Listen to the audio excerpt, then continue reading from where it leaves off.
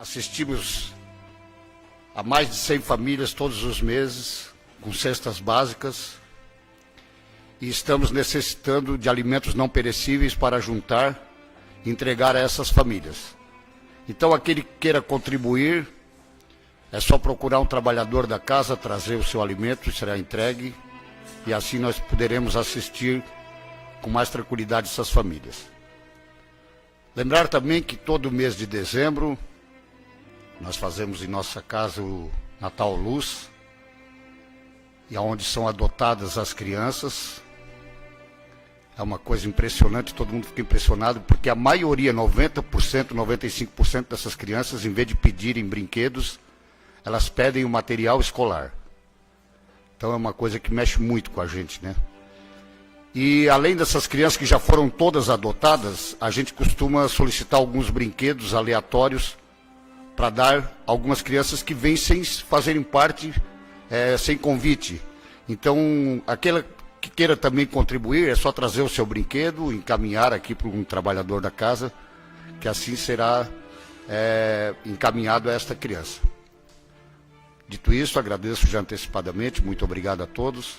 Quem queira contribuir e possa, a casa está à disposição. Então nós vamos, neste momento, elevar o pensamento a Deus, nosso Pai, lembrando que às quintas-feiras é o trabalho de desobsessão coletiva no Centro Espírita Círculo da Luz,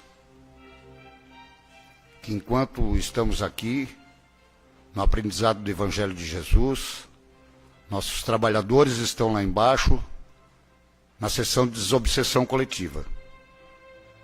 Então, como sabemos que todos que viemos a esta casa, viemos em busca de algo, nós gostaríamos de convidar todos os presentes para que possamos, neste momento, esquecer de todas as dificuldades do mundo lá fora, do nosso trabalho, do nosso dia a dia, da correria que se faz presente em nossas vidas hoje. Tirar esse momento somente para nós, para comungarmos com Deus, para comunicarmos com a espiritualidade amiga, pois os médiuns já estão prontos para o trabalho da noite.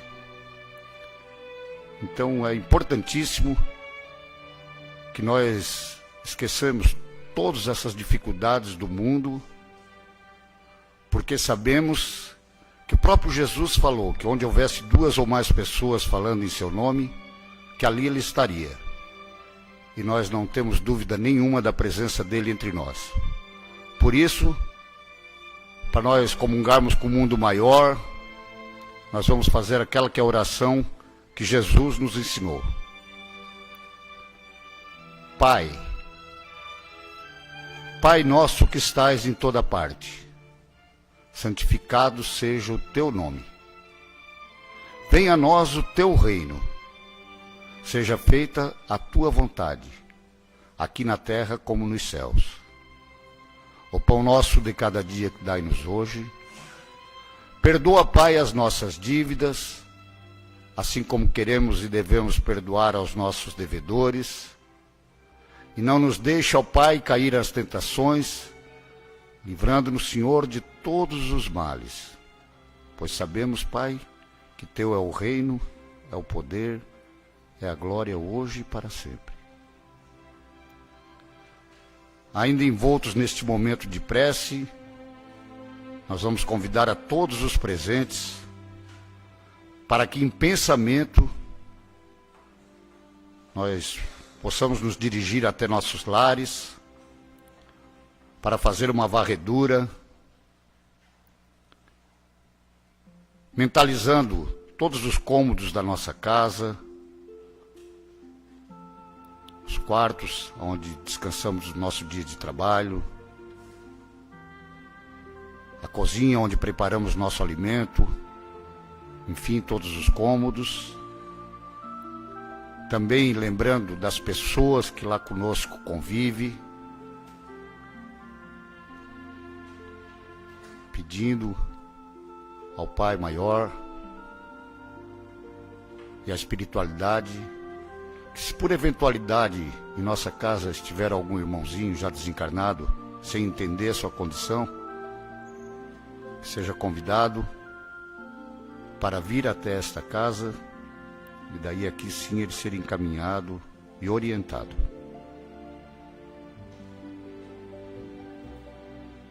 Assim lentamente nós vamos voltando para esse ambiente. Convidar as pessoas que estão em pé lá, por favor, pode procurar o assento. Nós temos ainda alguns segundos. Fiquem à vontade.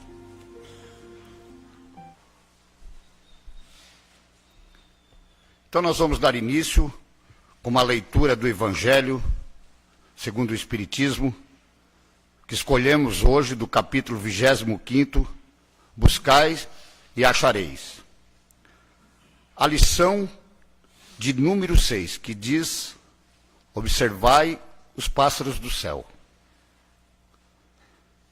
Não acumuleis tesouro na terra, onde a ferrugem e os vermes os comem, e onde os ladrões os desenterram e roubam. Acumulai tesouros no céu, onde nem a ferrugem, nem os vermes os comem, porquanto onde está o vosso tesouro, aí está também o vosso coração. Eis porque vos digo: não vos inquieteis por saber onde achareis o que comer para sustento da vossa vida, nem de onde tirareis vestes para cobrir o vosso corpo. Não é a vida mais do que o alimento, e o corpo mais do que as vestes? Observai os pássaros do céu. Não semeiam, não ceifam, não guardam em celeiros, mas vosso Pai Celestial os vos alimenta. Não sois muito mais do que eles? E qual dentre vós o que pode, com todos os seus esforços, aumentar de um côvado a sua estatura?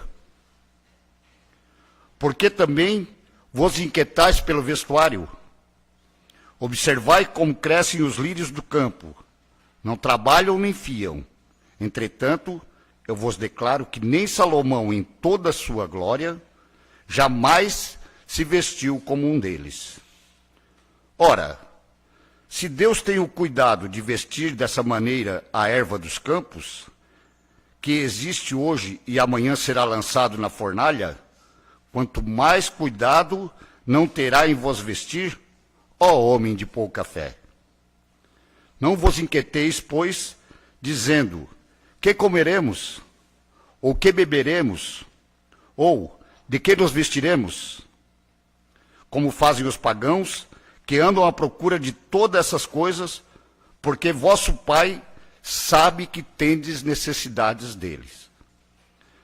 Buscai primeiramente o reino dos céus e a justiça, que todas essas coisas vos serão dadas de acréscimo. Assim, pois, não vos ponhais inquietos pelo dia de amanhã, porquanto o amanhã cuidará de si. A cada dia basta o seu mal. Isso está em Mateus, capítulo 6, está no versículo de 19 a 21 e de 25 a 34. Eu vou começar pela frase final. A cada dia não basta o seu mal? Por que nos preocuparmos? Qual é o recado que Jesus quer dar com isso? Por que nos preocuparmos com amanhã?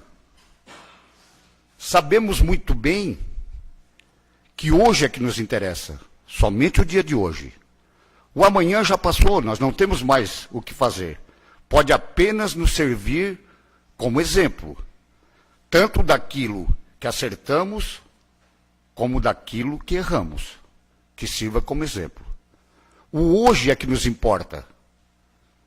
Porque quando temos o discernimento de acordar de manhã, pedir a Deus que nos dê orientação para que naquele dia possamos fazer o melhor, dar o melhor de nós mesmos, isso é o que interessa. Porque o amanhã também não nos interessa. Não saberemos nem se estaremos aqui ainda. E este é o grande mal da humanidade no momento.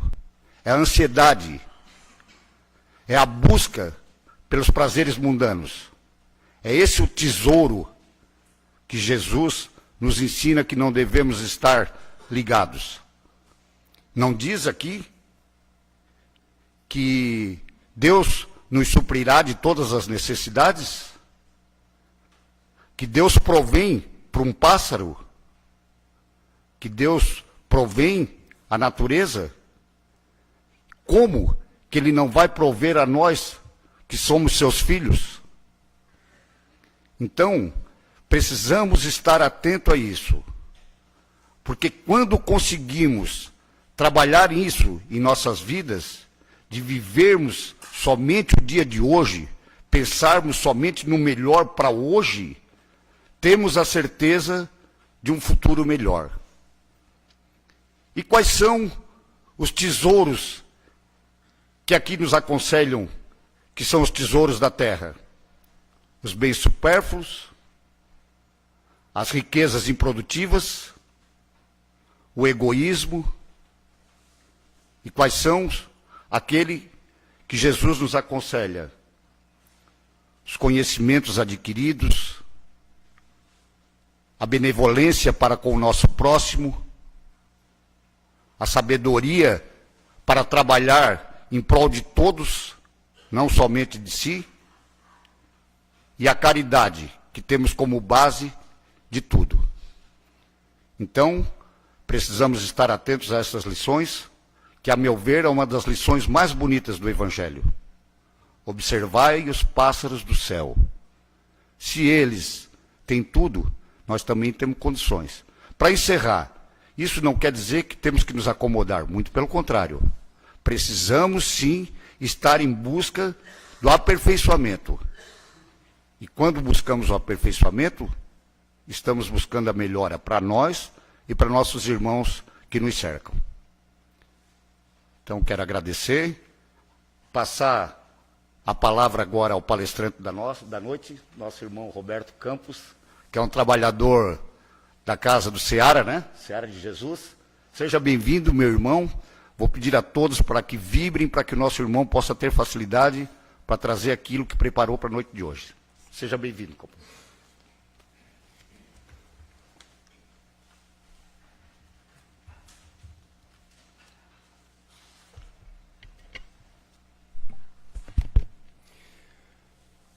Muito boa noite a todos.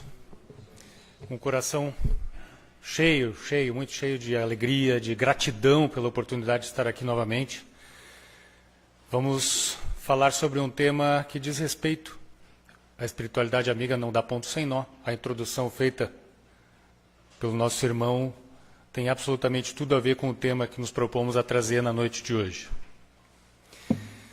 Que o Mestre Jesus, então, inunde as nossas almas de energias para que todos possamos bem percorrer essa verdadeira maratona existencial que é a nossa vida. Maratona é uma prova longa, desgastante. Precisaremos dessas energias, que estejamos então antenados para recebê-las e, sobretudo, aplicá-las no nosso dia a dia. Exemplo de superação.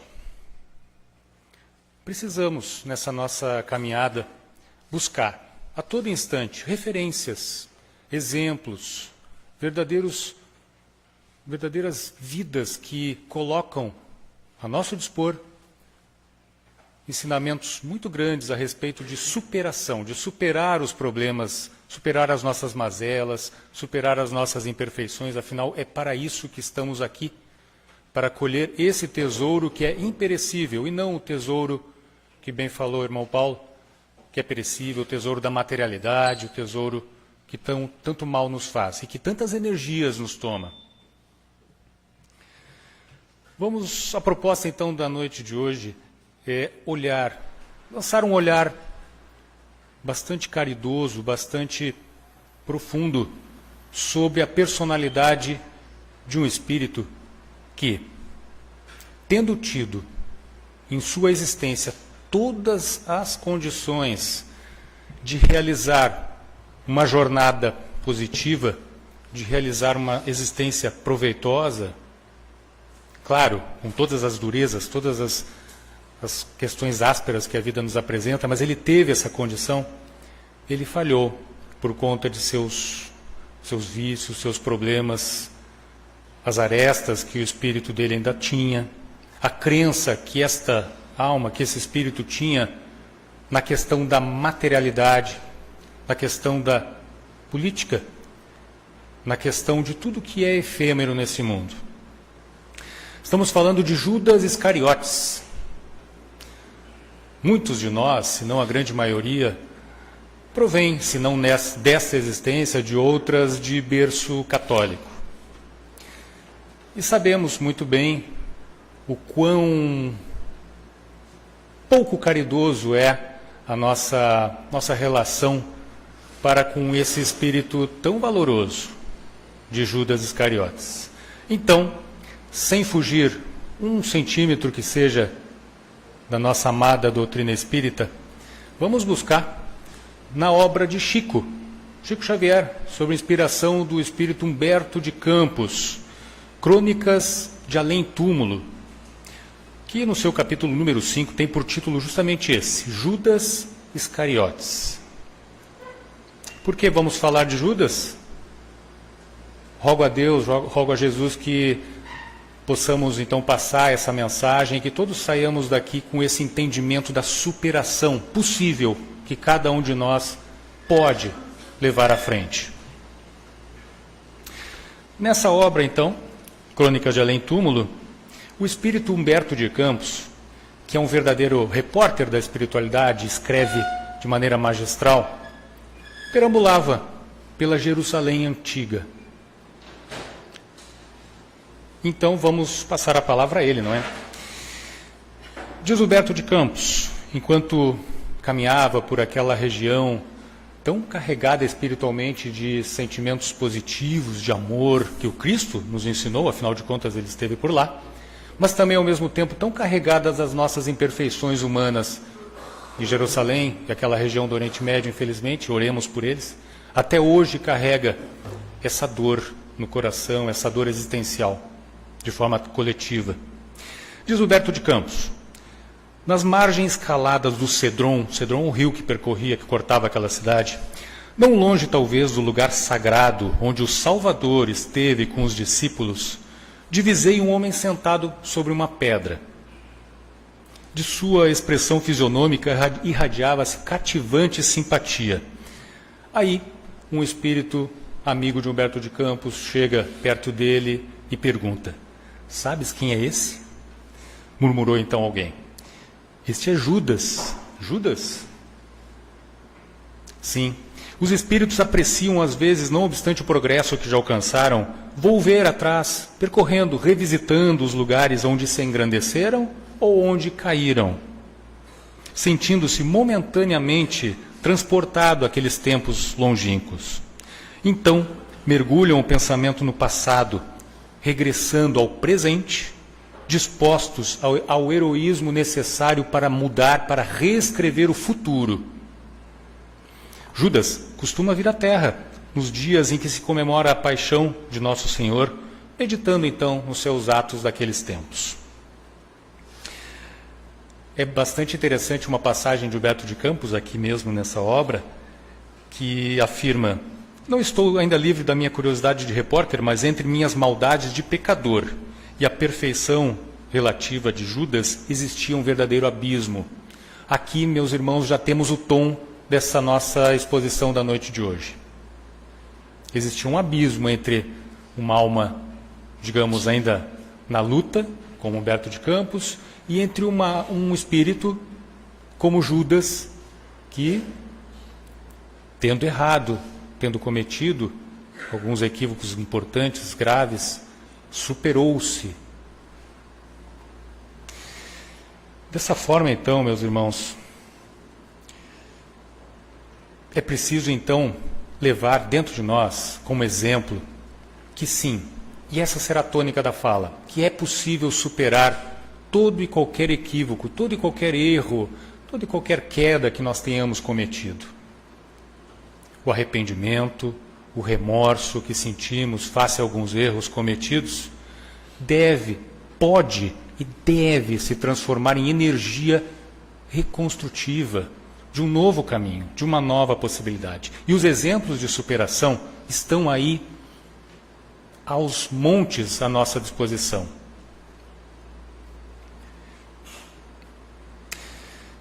Dessa forma, trazendo aqui para a nossa seara espírita, o Evangelho segundo o Espiritismo nos fala que reconhece-se o verdadeiro espírita pela transformação moral e pelos esforços que emprega para domar as suas más inclinações. Nós, espíritas, não vamos nos transformar em espíritos iluminados da noite para o dia. Não é uma jornada que tenhamos condições de fazer. Mas podemos, pelo emprego focado, determinado, disciplinado de nossos esforços, atingir patamares espirituais, sim, grandiosos. Sois deuses, já dizia o Cristo, deuses com D minúsculo. E falando então, abrindo um parêntese nesta exposição, a respeito do verdadeiro espírita, daquele que busca a reforma, mas busca com desejo de acertar, mesmo que erre, mesmo que ali na frente errei de novo, puxa vida. Mas aquele verdadeiro espírito, ele busca de novo e de novo e de novo reformar-se, corrigir-se, empregando todos os esforços. E entre estes esforços, meus irmãos, reside um que talvez seja o mais difícil de todos, que é o autoconhecimento. É o olhar, mergulhar, e o irmão Paulo comentou muito bem a respeito da ansiedade que permeia o nosso mundo hoje em dia, essa pressa, essa coisa maluca que nos impede justamente de mergulhar para dentro de nós mesmos nesse exercício sagrado de meditação e de autoconhecimento. Esse momento do autoconhecimento é difícil, porque ainda cheios de orgulho, cheios de vaidade, é difícil admitirmos que erramos. É difícil admitirmos que temos que mudar.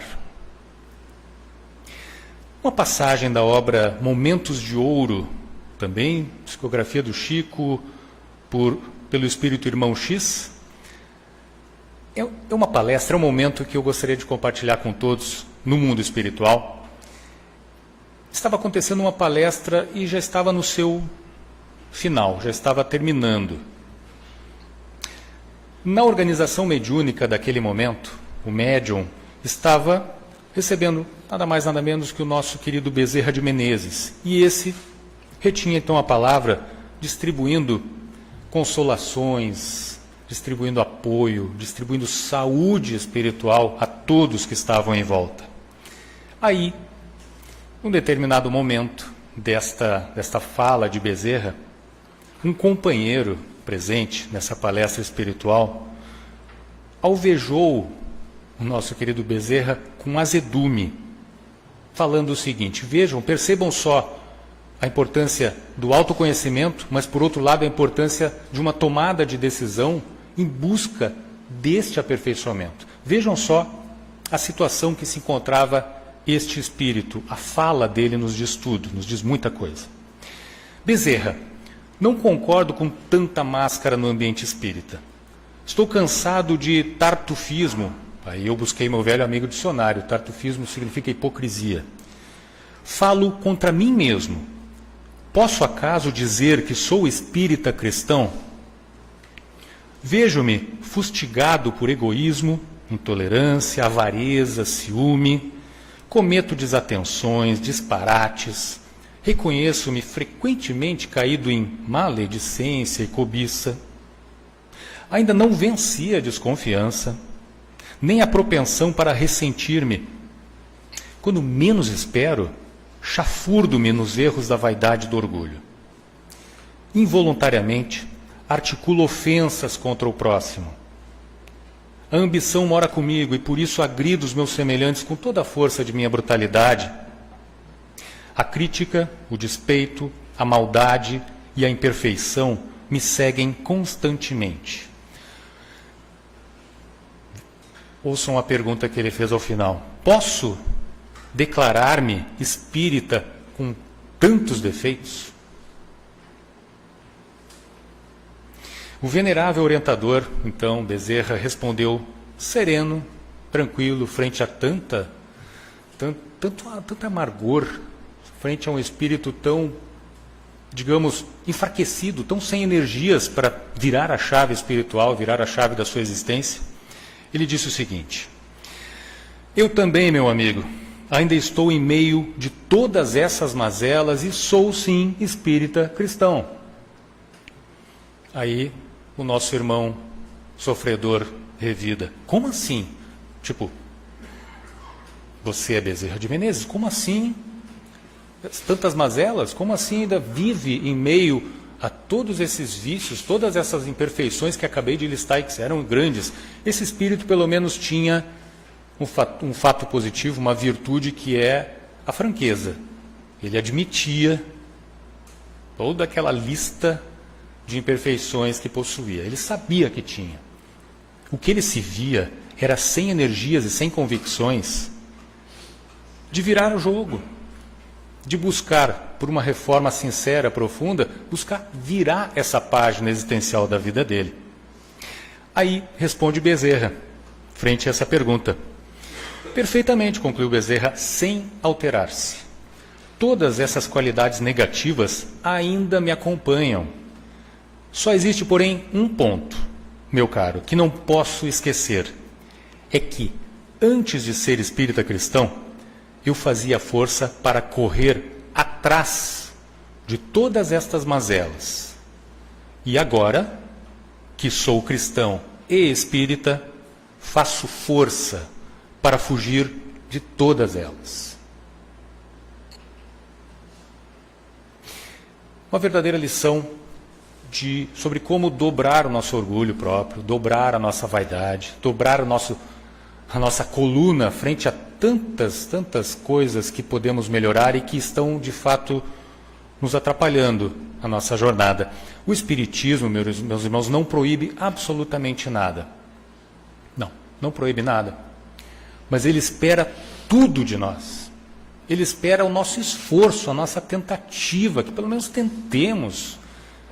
Se hoje não foi possível, vamos buscar a superação para no dia de amanhã, ao levantar, ao acordar da cama, e encontrar um presentinho ali embalado do lado da cama, chamado mais um dia. Abramos este mais um dia e vamos de novo. Vamos à luta de novo em busca da superação. A superação gradual, superação aos poucos, um problema de cada vez. Buscando aparar as atitudes ruins, agressivas que ainda temos para conosco mesmo e para com os próximos, como bem falou esse irmão sofredor, que espero que tenha realmente virado a chave espiritual dele. Que possamos aparar nossas arestas, todas aquelas agulhas que emitimos por nossas palavras, e quem de nós, o expositor inclusive, em momentos não emite algumas palavras mais ásperas, mais pontiagudas e que machucam, de um jeito ou de outro acabam machucando a quem ouve. E que também se tenha força para, e aí talvez o mais difícil, manter o pensamento sob rédeas curtas, porque podemos pensar absolutamente tudo. Nós temos a liberdade total de pensar o que quisermos. Mas o pensamento é um ingrediente poderoso, é uma energia sobre a qual temos ainda muito pouco entendimento. Então o pensamento, sim, também precisa, com muito esforço, com muita disciplina, ser domado. Divaldo não se cansa de falar nas palestras dele: ao chegar um pensamento ruim, supere-se, faça força, troque por um pensamento bom. Exemplos não nos faltam de pensamentos bons, fontes não nos faltam de pensamentos bons, para que possamos reconfigurar a nossa mente, a nossa alma, e não deixar aquele pensamento ruim crescer. Não adubá-lo, não regá-lo, não deixar que ele vingue. Troca aquela flor cheia de espinhos, aquela flor feia, por um lírio. O lírio da introdução, eu percebi o odor do lírio quando falasse aquilo, naquele momento. O perfume maravilhoso do lírio. Troque as flores do mal pelos lírios, por pensamentos positivos. Bem, não seremos seres angélicos da noite para o dia, isso é um fato. Mas, meus irmãos, há um determinismo divino que nos condena ao êxito da nossa jornada, ou das nossas jornadas. Precisaremos de várias para nos aparar, para nos reformar. Mas esse determinismo divino, misericórdia infinita de Deus, diz que todos nós seremos felizes. Todos nós vamos caminhar no rumo dele, no rumo do nosso guia e mestre, Jesus Cristo, nosso governador espiritual do orbe. Feito esse parêntese, trazendo essa fala muito interessante que realmente nos provoca o autoconhecimento, e exercitemos esse autoconhecimento, ele é absolutamente fundamental. Segue então Humberto de Campos na obra, já passando para o momento em que ele aprofunda as perguntas diretamente a Judas. O senhor é de fato então o ex-filho de Iscariotes? Sim, sou Judas. Respondeu aquele homem triste, enxugando uma lágrima com a sua túnica. Diz que contempla por muitas vezes essa Jerusalém arruinada, meditando no juízo transitório dos homens. Aí pergunta Humberto de Campos, é verdade tudo que diz o Novo Testamento a respeito da sua personalidade, na tragédia da condenação do Cristo? E aí Judas enumera, faz um resumo bastante profundo daqueles tempos inolvidáveis da presença do Mestre aqui no nosso planeta. Em parte, diz ele, os escribas que redigiram os evangelhos não atenderam às circunstâncias e às tricas políticas que, acima dos meus atos, predominaram na nefanda crucificação. Judas faz uma referência a Pôncio Pilatos, a questão da transitoriedade da política terrestre, da questão da terra, do domínio, do poder. Ele fala também do tetrarca da Galileia e do Sinédrio, preocupados absolutamente com o seu culto religioso, as manifestações exteriores deste culto e também por uma ânsia bastante grande de poder. Diz Judas, ora, eu era um dos apaixonados pelas ideias do Mestre. Sim, Judas amava Jesus. Porém, o meu excessivo zelo pela doutrina me fez sacrificar o seu fundador. Acima dos corações, eu via a política, única arma com a qual poderia triunfar. E Jesus não obteria nenhuma vitória com um desprendimento das riquezas, segundo o meu entendimento, o entendimento de Judas. Ele ainda estava ligado demais na questão da materialidade, do poder temporal do planeta naqueles tempos. Com as suas teorias nunca poderia conquistar as rédeas do poder, já que em seu manto de pobre se sentia possuído de um santo horror à propriedade. Planejei então uma revolta surda, como se projeta hoje em dia na Terra na queda de qualquer líder político de qualquer nação. O mestre passaria a um plano secundário e eu arranjaria colaboradores para uma obra vasta e enérgica, exércitos, partidos políticos, como a que fez mais tarde o imperador Constantino. Entregando, pois, o mestre a Caifás, não julguei que as coisas atingissem um fim tão lamentável. E, ralado de remorsos, presumi que o suicídio era a única maneira de me redimir aos meus olhos. Aqui foi o ponto em que ele encerrou. Judas percebeu, de fato, logo após esse ato, aonde ele precisava ir, por onde ele precisava caminhar. Nesse momento, então, um exercício profundo de autoconhecimento no qual ele não estava sozinho, uma família espiritual grandiosa, comandada pelo próprio Mestre, apoiou Judas nessa retomada, nessa busca pela correção de rumos na sua existência. Ele não estava só. E aí, meus irmãos, vem a parte mais linda de toda essa história. Humberto de Campos pergunta, ele chegou a salvar-se pelo arrependimento? Não consegui.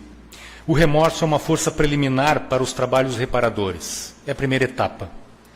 Depois da minha morte trágica, submergi-me em séculos de sofrimento expiatório. Sofri horrores nas perseguições infligidas em Roma aos primeiros cristãos. Minhas provas, enfim, culminaram na fogueira da Inquisição da Igreja Católica. aonde, imitando o mestre, fui traído, vendido e usurpado. Vítima de traição, deixei na terra os derradeiros resquícios do meu crime na Europa do século XV. Desde esse dia em que me entreguei por amor do Cristo a todos os tormentos e infâmias que me aviltavam, com resignação e piedade pelos meus verdugos, pelos meus carrascos, vejam que ele já estava longe no caminho de superação pessoal. Fechei o ciclo das minhas dolorosas reencarnações na Terra, sentindo, vejam só essa parte, sentindo na fronte, na testa, o beijo do perdão de minha própria consciência.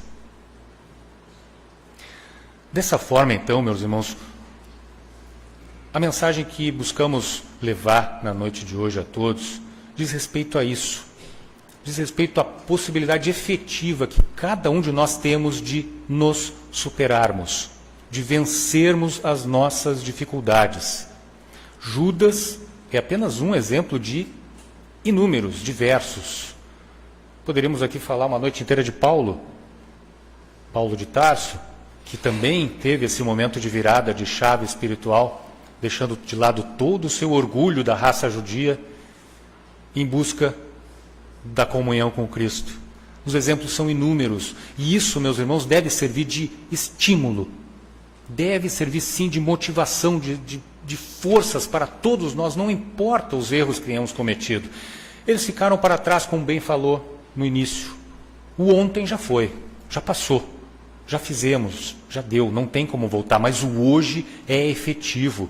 E o autoconhecimento que hoje podemos obter pelo exercício da meditação, da leitura edificante, pelo estudo dessa doutrina, esse autoconhecimento vai permitir, sim, que verdadeiros holofotes poderosos de luz iluminem os nossos caminhos, mostrando exatamente por onde devemos ir. E mostrando que, sim, todos nós podemos vencer as nossas mazelas, sejam elas quais forem.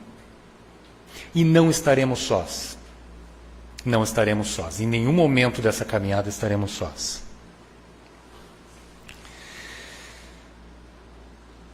O esporte nos oferece algumas metáforas bastante interessantes que podem perfeitamente ser usadas dentro do cenário da doutrina espírita. Jogos Olímpicos 1984. A maratonista suíça Gabriele Andersen chega no estádio para completar a maratona, a prova mais longa do atletismo, são 42 quilômetros. Ela chega mostrando ali todas as dificuldades do corpo já exausto pela prova. Quantas vezes nós não exaurimos os nossos corpos, as nossas mentes nas lutas do nosso dia a dia, não é verdade? Ela entrou no estádio, ela seguiu em frente, ela não parou. Ela sabia que tinha dificuldades, ela sabia que estava fraca, desidratada, cãibras em todos os músculos do corpo. Tem momentos que a gente acorda de manhã ou termina o nosso dia olhando para trás e percebendo: que dia difícil, como hoje estou enfraquecido, como preciso de forças, como preciso de luzes. E aí, pelo poder da prece, pela união com Cristo, com Deus, com os nossos mentores espirituais, essas forças vêm, e aí um novo dia se inicia, e aí uma nova prova se inicia, e aí vamos seguindo em frente, vamos na nossa maratona. Ela entrou no estádio e médicos olímpicos, médicos da prova, estavam ali cercando, porque a qualquer momento ela poderia ter uma síncope, um espasmo e desmaiar, cair ali, se machucar. Eles estavam amparando o tempo todo. Nós temos amparo o tempo todo. Nós temos uma família espiritual gigante. Nós temos benfeitores que nos amam e que estão ali, ó. Vai lá, vai em frente, segue, não para. O estádio todo aplaudia tremendamente. Todo o estádio incentivava. O estádio significa a enorme família espiritual que temos. Nós temos familiares que nós não lembramos, claro, nós estamos com o véu do esquecimento, mas nós temos, meus irmãos, muita gente aplaudindo, torcendo. Vai lá, segue em frente. Muita gente. E eles estavam lá. E ela cumpriu, ela se superou, ela chegou lá, terminou a prova com um fluido vital praticamente esgotado, mas terminou, ela se superou, ela venceu as suas fraquezas, ela venceu as suas dificuldades e chegou lá. Cada um de nós tem a nossa maratona. Temos provas duras. E às vezes não é o asfalto lisinho, às vezes é pedra mesmo, buraco, dificuldades. Mas nós não estamos sós. Nós temos muita energia ao alcance das nossas almas. Vamos ficar antenados para recebê-las então e cruzar a linha de chegada dessa existência? É um convite que nós fazemos a todos, que nós fazemos ao próprio expositor, a todos, para que nós sigamos em frente e cruzemos essa linha de chegada da vida. Caminhando já para o encerramento dessa fala, dessa exposição, procuramos resgatar uma poesia bastante bonita, muito bonita, do livro do Chico, Parnaso de Além Túmulo, cujo título é Ao Homem, e que tem muito a ver com essa nossa exposição de hoje. Tu não és força neurica somente, movimentando células de argila, lama de sangue e cal que se aniquila nos abismos do nada eternamente. És mais, és muito mais. És a cintila do céu, a alma da luz resplandecente, que um mistério implacável e inclemente amortalhou na carne atra e intranquila. Apesar das verdades fisiológicas, reflexas das ações psicológicas, nas células primevas da existência, és um ser imortal, irresponsável, que tens a liberdade incontestável e as lições da verdade na consciência. Chico Xavier, Parnaso de Além Túmulo.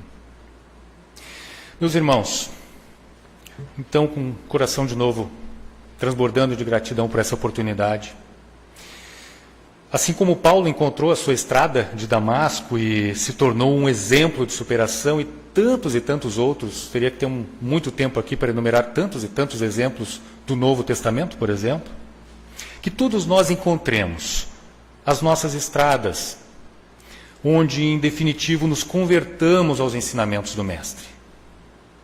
Assim como Judas se redimiu nas lutas dos séculos após sua existência com Jesus, que todos nós busquemos a nossa superação, a nossa redenção em nossas lutas existenciais. Assim como tantos outros irmãos anônimos que estão nas suas lutas, estão superando-se diariamente, cruzamos com eles nas sinaleiras, cruzamos por eles pedindo o pão que falta para eles, assim como tantos irmãos nas lutas contra os vícios que estão lutando, estão se superando. Que todos nós estejamos sempre confiantes no apoio que vem dos céus, no apoio que vem do Mestre Jesus, no apoio que vem da espiritualidade amiga, no apoio na misericórdia de Deus, que enche os nossos corações de energia para essa nossa maratona. Então, que os nossos corações sejam inundados dessa energia da paz e que saiamos todos daqui um pouquinho mais fortes para encarar essa maratona da vida. Muita paz a todos. Assim seja.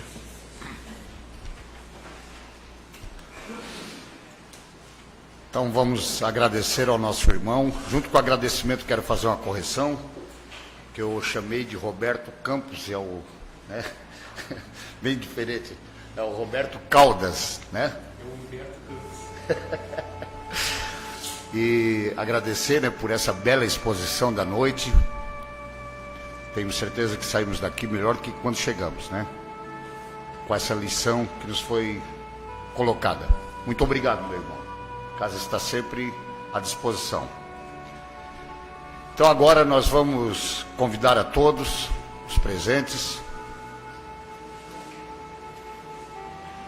para vibrarmos sobre aquelas águas que se encontram expostas sobre a mesa, pedindo a espiritualidade amiga que retire do laboratório divino todos os fluidos necessários e coloque sobre elas, para que todos que venham dela fazer uso possam se sentir melhor dos seus males físicos e espirituais. Queremos te pedir, Senhor, por todos os nomes que estão sobre as urnas, de encarnados e desencarnados. Queremos te pedir, ó Pai, pelas crianças e os idosos em abandono, às vezes esquecidos em seus próprios lares, jogados às ruas, que tu possa, Pai, o seu imenso amor, sua imensa bondade, ampará-los da melhor forma. Queremos te pedir ainda, Senhor, por todos aqueles que se encontram perdidos no emaranhado dos vícios, do álcool, das drogas, pelos jogadores compulsivos, os compradores compulsivos, pelos sexólatras, enfim, Pai, que tu possa interceder junto a todos esses irmãos, para que eles possam descobrir um mundo melhor.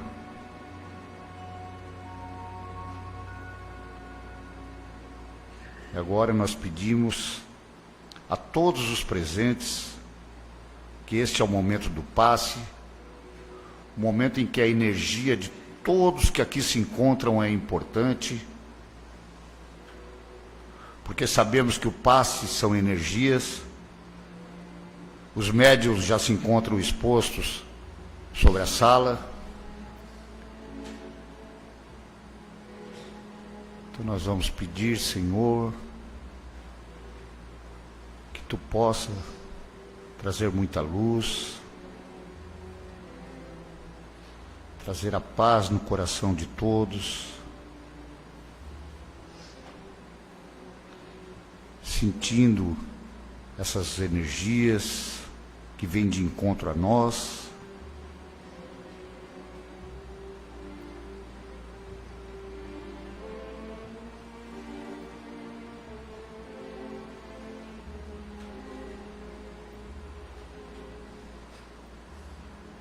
Te agradecemos, Pai, por este momento de puro amor. Te agradecemos pelas energias salutares. E assim, nós vamos encerrar este momento de oração com a prece que Jesus nos ensinou. Pai nosso que estás nos céus, santificado seja o teu nome. Venha a nós o vosso reino, seja feita a vossa vontade, aqui na terra como nos céus. O pão nosso de cada dia nos dai hoje. Perdoa, Pai, as nossas ofensas, assim como queremos e devemos perdoar a quem nos tem ofendido. E não nos deixe, Pai, cair nas tentações, livrando-nos de todos os males, Senhor. Pois sabemos que teu é o reino, é o poder, é a glória hoje e para sempre. Que assim seja. Uma boa noite a todos. Lembrando que segunda-feira nós temos exposição pública de novo e na próxima quinta-feira. Um bom retorno aos seus lares, uma boa noite.